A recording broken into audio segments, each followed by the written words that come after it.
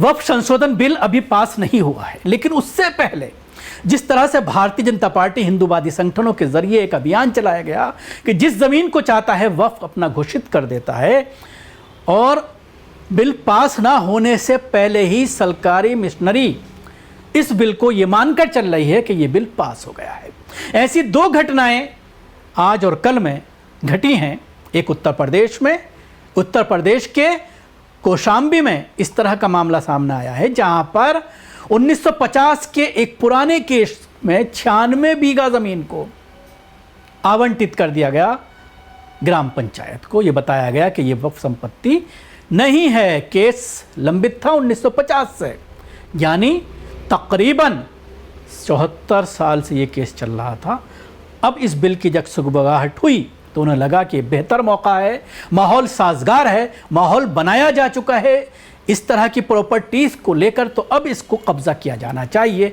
ऐसी ही एक घटना दिल्ली में कुछ दिनों पहले, दिल्ली का जो मुस्लिम बहुल इलाका है, वहाँ पर जो ईदगाह है, शाही ईदगाह, उस ईदगाह के एक हिस्से पर रानी झांसी बाई की मूर्ति और 2 और मूर्तियाँ लगाने की बात कह कर के अचानक प्रशासन पहुँचता है। फोर्स को लेकर के मुसलमान आपत्ति जताते हैं, मामला हाई कोर्ट में पहुँचता है। हाई कोर्ट में ये कहा जाता है वक्फ बोर्ड के, क्योंकि अभी चेयरमैन है नहीं, अमातुल्ला खान जेल में है और वो चेयरमैन के पद पर हैं भी नहीं, उनकी टर्म पूरी हो गई थी, तो एलजी ने किसी को भी वहाँ पर चेयरमैन की परमिशन नहीं दी है, नहीं बनाया है।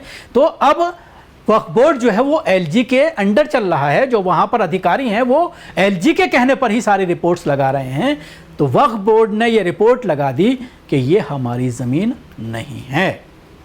जिस एरिया में ईदगाह बनी हुई है, ईदगाह की जो बाउंड्री है, उस ज़मीन को अपना बताया, और जो बाहर की ज़मीन है जिस पर ईदगाह का कब्ज़ा है, ईदगाह के ज़रिए ही वहाँ पर शादी के लिए परमिशन दी जाती है, उसका किराया लिया जाता है, ईदगाह उसका मालिकाना हक़ रखता है। जो वहाँ के ज़िम्मेदारान हैं ईदगाह कमेटी के, उनका ये कहना है कि ये सारी ज़मीन हमारी है। और अब वो वक्फ बोर्ड की इस साजिश के ख़िलाफ़, जिसमें वक्फ बोर्ड के लोग भी शामिल हैं और एलजी के ज़रिए ये पूरी साजिश रची गई है, 2 रुकनी बेंच में जाना चाहते थे। कल हाई कोर्ट ने इस याचिका को खारिज कर दिया मुसलमानों की, और ये कहा कि आप किसी को मूर्ति लगाने से नहीं रोक सकते, ये आपकी ज़मीन नहीं है। तो तैयारी की जा रही थी ईदगाह कमेटी के ज़रिए 2 रुकनी बेंच में जाने की, लेकिन आज बड़ी संख्या में, हज़ारों की संख्या में पैरामिलिट्री फोर्स ईदगाह पर पहुंच गई, आप इन शॉट्स में देख सकते हैं। और वहां पर अब तैयारी की जा रही है मूर्ति विस्थापित करने की।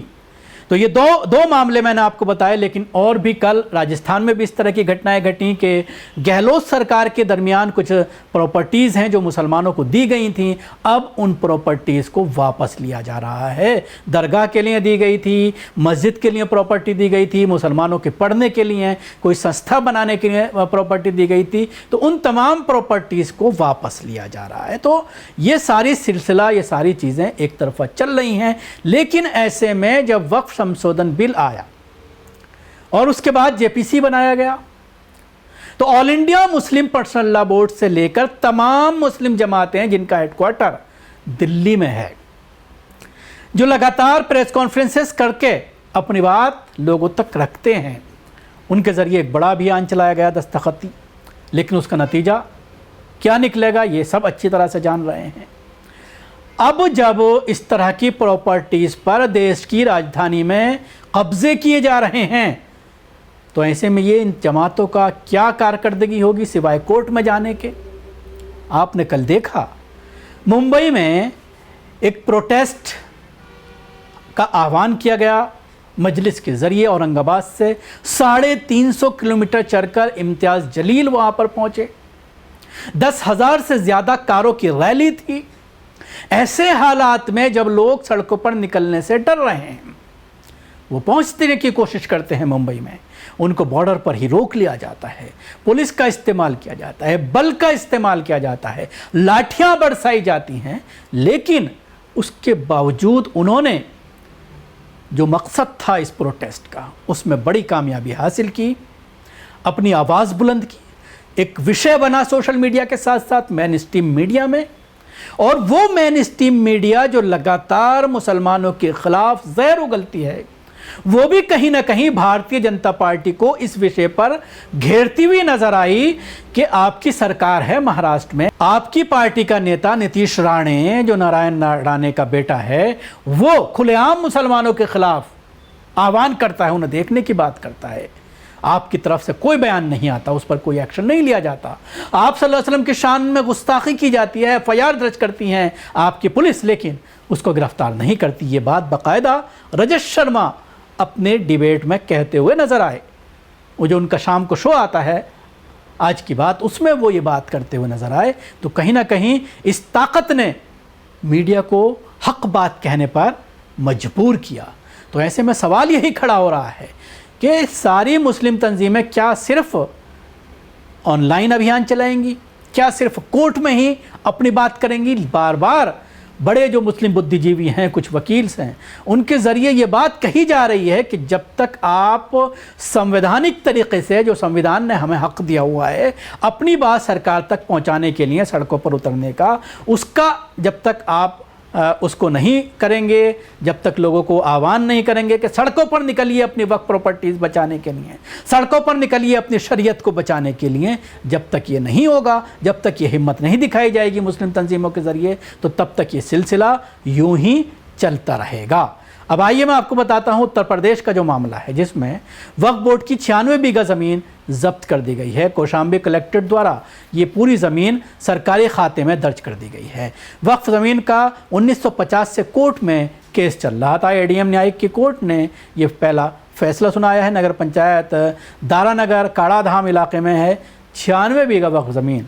ये वक्फ बोर्ड में पहले रजिस्टर्ड था, फिर जब डीडीसी न्यायालय में वाद चल रहा था, उससे ये पता चला कि ये बहुत सारा ज़मीन ग्राम समाज की ज़मीन थी, और उस पर ये पता लगाया कि क्या किस श्रेणी में दर्ज था, और क्या ग्राम समाज की ज़मीन थी, क्या काश्तकारों की ज़मीन थी। इस समस्त बिंदुओं पे जब डीडीसी न्यायालय से ये परीक्षण किया गया कागजों का, उसके क्रम में न्यायालय से आदेश भी हुआ कि ये ग्राम समाज की ज़मीन है। तो इसलिए 96 हेक्टेयर 96 बीघा की ज़मीन है, जिसको वापस ग्राम समाज की ज़मीन में दर्ज किया गया, जो पहले वक्फ बोर्ड के इसमें दर्ज था। इस जो जब्त की गई ज़मीनें हैं जिस पर कब्जा है, क्या कब्जा हटाने की कार्रवाई की जाएगी? बिल्कुल, अगर ग्राम समाज की ज़मीन में अगर दर्ज होते ही उस पर कार्रवाई होगी, और जो भी हमारे ग्राम समाज की ज़मीन है उसको ग्राम समाज ज़मीन के ही नियत किया जाएगा, और जन के हित में ही उसको उपयोग किया जाएगा। इसके साथ ही मैं आपको बताना चाहूँगा कि अभी तो ये 96 बीघा ज़मीन का मामला है जो सरकारी खातों में, अब इसको ग्राम सभा की ज़मीन